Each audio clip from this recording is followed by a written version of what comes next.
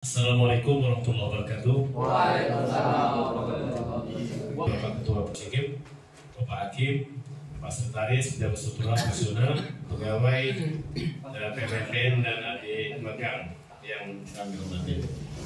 Baiklah, supaya semangat. Kalau dari tadi kita dengan pantun, tapi kami coba dengan YLPA. Ya, mari kita sama-sama kembali kebugaran PA Dabu Sikep. Ikuti apa kami. Ayo dari? Mahkamah Agung?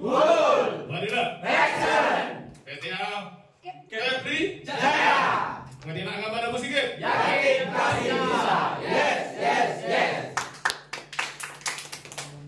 Untuk Pengadilan Agama Dabu Sikep? Sikep! S. Sinergi! I. Integritas! N. Normatif! G. Giat! K. Kompeten! E. Efektif! P.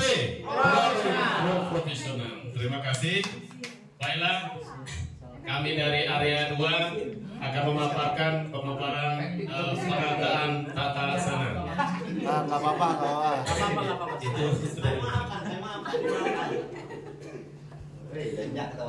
Di dalam area 2 itu ada 4 unsur yang akan kami bahas. Yang pertama yakni standar operating prosedural.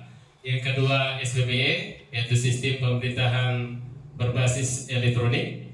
Yang ketiga keterbukaan informasi. Yang keempat survei kepuasan masyarakat. Baik, kita masuk ke bagian pertama, yaitu standar operating prosedural. Kita tahu bahwa setiap menata suatu tatanan pelaksanaan itu sangat perlu adanya standar dalam kegiatan, apalagi kegiatan yaitu basic daripada Pengadilan Agama Dabu Sikep yang harus kita jual kepada masyarakat. Oleh karena itu, untuk meneruskan tatanan pelaksanaan, untuk menyukseskan kegiatan daripada pelayanan Pengadilan Agama Dabu Sikep secara maksimal, Pengadilan Agama Dabu Sikep telah membuat yaitu SOP atau Standar Operating Procedure. Dari kepanitraan itu ada sebanyak 75 SOP dengan AP dan APP sebanyak 5, yakni yang terkait dengan bagian ekor, dan yang kemudian SOP di bagian kesejahteraan itu sebanyak 31 SOP. SOP inilah yang dijadikan standar oleh pegawai atau petugas yang memangku daripada setiap tupoksinya masing-masing dalam melaksanakan pelayanan. Untuk kesejahteraan, ini adalah SOP yang dilakukan untuk pelayanan bagi pegawai itu sendiri. Dan untuk bagian kepanitraan, ya ini sebanyak 80 SOP itu digunakan untuk sebagai standar pelayanan. Jadi mereka bekerja sesuai dengan standar. Jika pekerjaan tidak sesuai dengan standar, sudah tentu hal tersebut akan mengurangi daripada pelayanan yang diidapkan oleh Pengadilan Agama Dabu Sikep itu, yaitu pelayanan yang primer.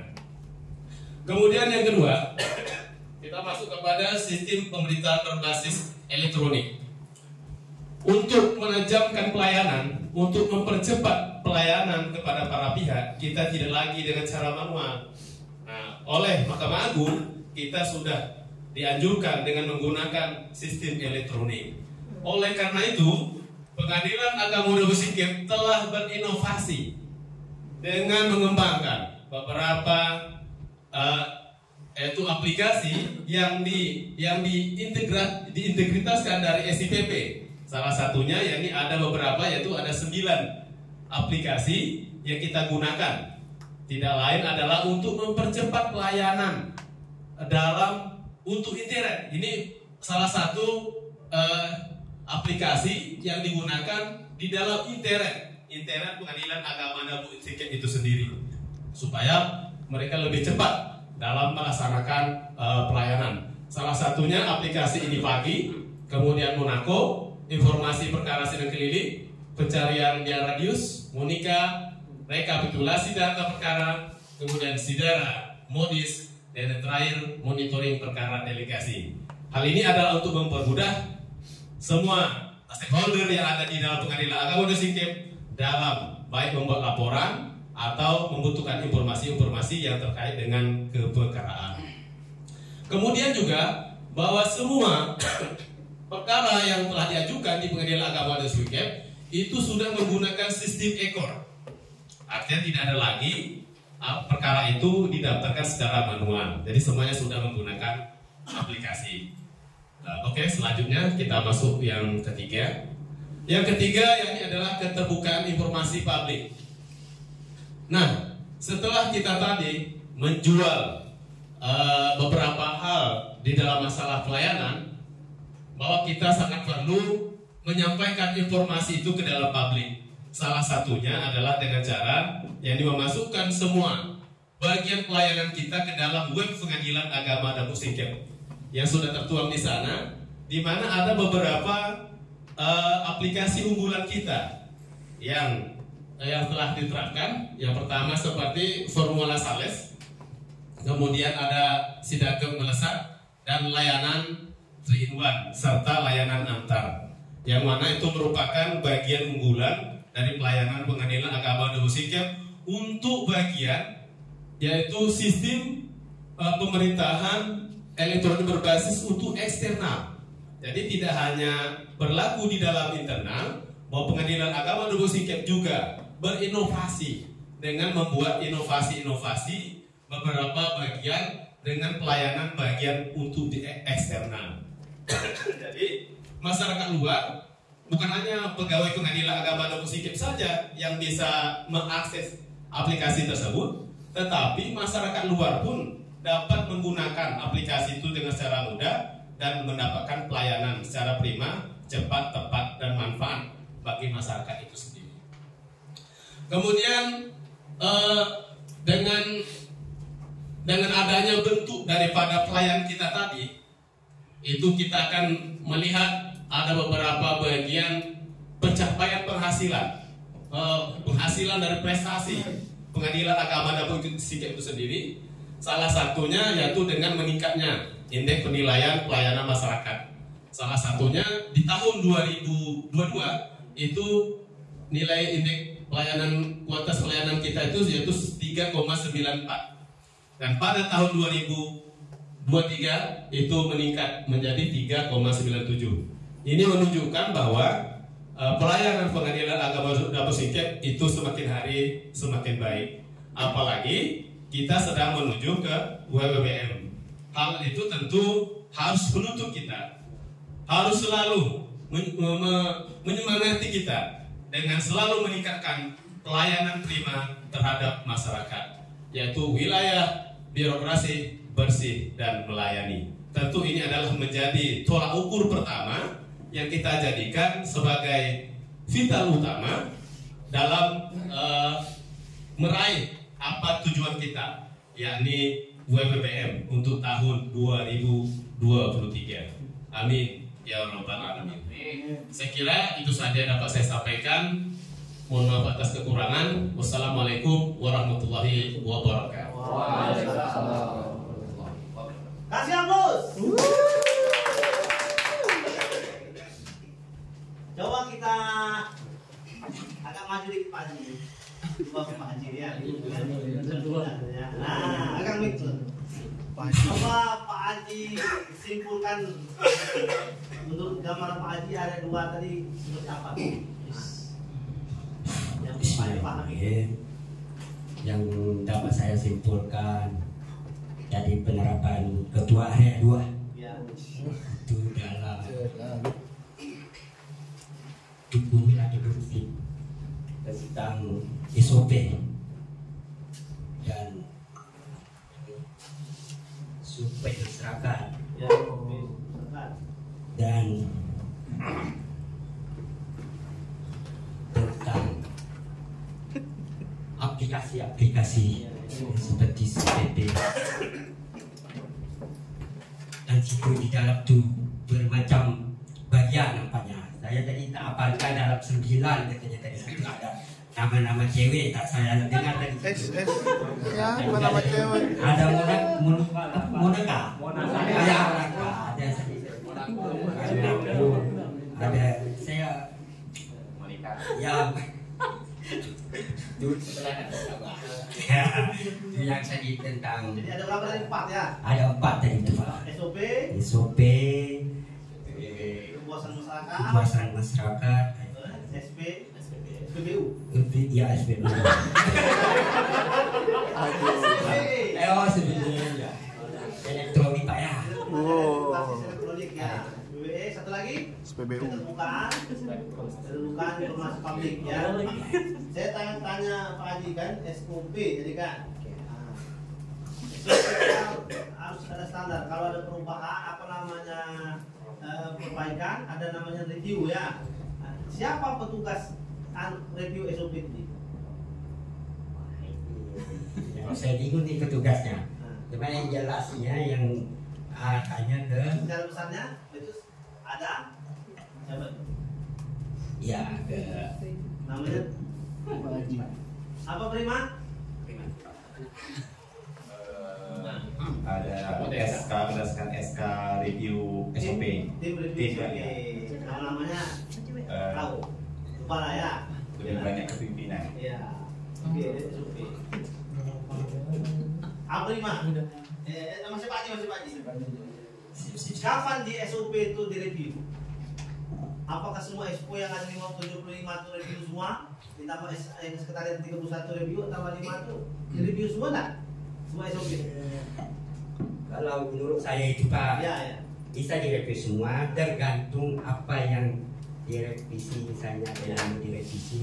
Iya. Nah, Jadi sudah. kapan saatnya berarti review di SOP SOP review? Oh iya, itu bisa 1 tahun bisa tuh Pak. Bisa Waktu kan. Iya. Maksudnya apa yang menjadi sebab SOP itu review? Pergantian Pak, Hah? pergantian atau Itu revisi. hidrolik ya. Itu revisi Ya, beda. Revisi dengan review itu beda. Iya. Itu revisi kalau ganti ketua, ganti anggota itu di situ ya. Kalau review itu pada saat apa dia? Dia SOP ini misalnya SOP bagian ke pegawai bagian pegawai lah ya. Ini tak cocok lagi nih katanya kan. Berarti review kan? Iya. Berarti tapi apa tadi? Review. Penyesuaian peraturan atau perubahan Ya, perubahan. kalau yang manual misalnya kan, sekarang sudah pakai elektronik semua, jadi tak cocok lagi, tak pas lagi penggunaannya, maka perlu tinggalkan dulu. Jadi kan ada beberapa kendala, jadi ya. Oke. Reza. Keterbukaan informasi publik ya. Ya.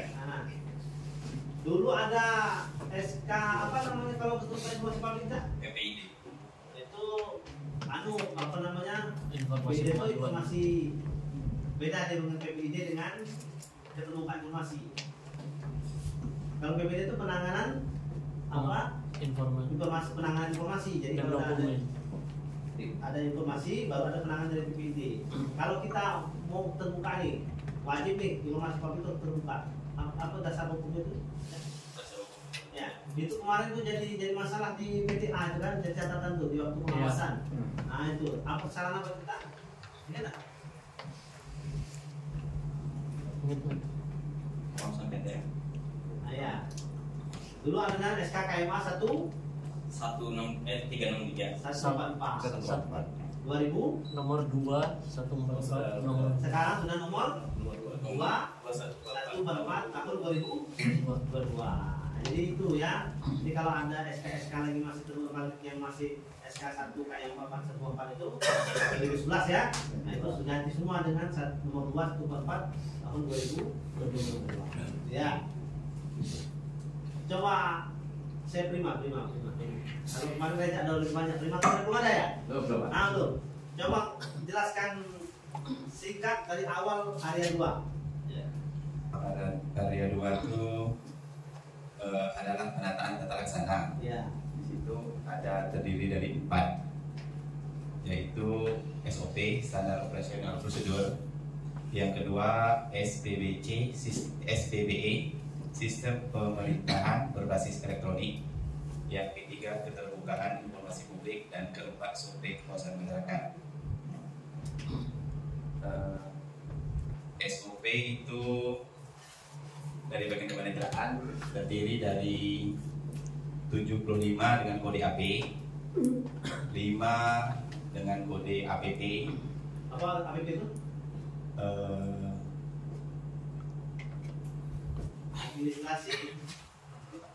Administrasi program AP, Program prioritas. Nah, terus Dan SOP bagian kesekretariatan ada 31 dengan kode AS. Nomor 2 SPBE. Situ ada 3 jenis, 1 9 aplikasi. Termasuk situ mode Sidara, Monica, Monaco. jadi yang si Monica yang suka aja cewek-cewek itu kan aplikasi berbasis SIDP. Nah, Ya. tapi bukan bagian dari salah satu bagian. Iya, satu bagian. Bukan bagian penting dari SPBE ya. Iya. Tapi bagian. Jangan Cara- masuk ke SIDP. Nah, ya, itu ya. Terus lagi Yang kedua itu aplikasi ya, itu bagiannya. Ya. Ya. Ada keterbukaan informasi publik itu melalui website PA Dosiker. Di situ ada berita di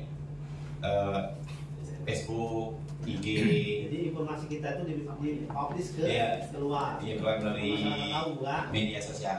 Ya, Ada Twitter juga. ya. Survei kepuasan masyarakat Terakhir ya. ya meningkatkan indeks kepuasan masyarakat dari yang awalnya 3,94 sekarang sudah 3,97. Jadi ya, itu survei kepuasan masyarakat SKM sekarang apa namanya? SPKP. Apa namanya? SPKP sama SPAK. SPKP itu apa? SPKP bukan yang SKM itu diganti dengan apa? SPAK. SKM diganti dengan SPKPK. SKP SKKP. SPK. Ya, apa tuh pertanyaannya? Survei pelayanan kepuasan masyarakat. Survei pelayanan, survei persepsi kualitas pelayanan. Nah, itu ya. Jadi tak boleh lagi sekarang kita ada istilah SKM, ya. Dan dikenal lagi tuh. Dan ada surat dari edaran dari apa? Dari Menpan nomor 4 2023 itu ya. Tidak boleh lagi ada SKM. Jadi kita tidak boleh lagi bahasa survei kepuasan masyarakat, tapi survei persepsi kualitas pelayanan. Terus kalau satu lagi ya? SPAK. Itu namanya apa tuh? IPK. IPK. Jadi sekarang namanya SPAK. apa tuh ya? Survei persepsi anti korupsi. Nah, itu ya. Jadi sekarang apa lagi yang istilah IPK ya atau SKM. Jadi sudah pakai itu semua. Jadi ada lagi yang masih SKM kami sekian. Itu ketinggalan sudah tuh. Yang di mana rumah sakit tuh ya? Iya. Rumah sakit yang besar tuh 3, berapa itu? 80 sekian dia. Nah, pokoknya itu udah ketinggalan. Jadi kita sudah pakai SPKP, SPAK apa aja ya. Nah, jadi satu lagi ada istilah yang keluar itu SKM atau IPK. Oke, kisah bos. Silakan closing statement. Kalau ada sumur di ladang, Iya. bolehlah kami menumpang mandi. Tua. Kalau ada umur yang panjang, boleh kita jumpa di lain waktu nanti. Wassalamualaikum warahmatullahi wabarakatuh. Kasih lagi tepuk tangan. Saya ada yang dingin tangannya.